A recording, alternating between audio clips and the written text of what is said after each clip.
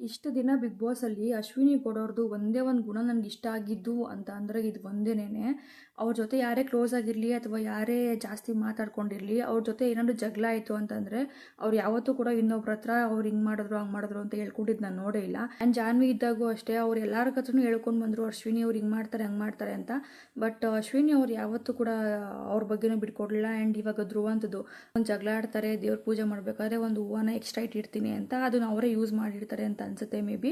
So ಅದಕ್ಕೊಂದು ಸ್ವಲ್ಪ ಜಗಳ ಆಗುತ್ತೆ. ಆವಾಗ ಯಾವ ಥರ ಥಿಂಕ್ ಮಾಡ್ತಾರೆ ಅಂತಂದರೆ, ಗಿಲ್ಲಿ ಕಾಮಿಡಿ ಮಾಡಿಕೊಂಡು ಆಡ್ಕೊತಾ ಇದ್ದ. ಆವಾಗ ಧ್ರುವಂತು ಕೂಡ ಹಂಗೆ ಕೂತ್ಕೊಂಡು ಅಶ್ವಿನಿಯವ್ರ ಬಗ್ಗೆ ಅದು ಇದು ಅಂತ ಅನ್ಕೊಂಡು ಕೂತ್ಕೊಂಡಿದ್ದ.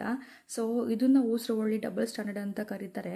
ಆ್ಯಂಡ್ ಇಷ್ಟೆಲ್ಲ ಆದ್ರೂ ಅಶ್ವಿನಿಯವರು ಒಂದ್ಸಲಿನೂ ಯಾರ ಮುಂದೆನೂ ಧ್ರುವಂತ್ ಹಿಂಗೆ ಮಾಡ್ದ ಹಂಗೆ ಮಾಡ್ದ ಅಂತ ಬಿಟ್ಕೊಡ್ಲೇ ಇಲ್ಲ.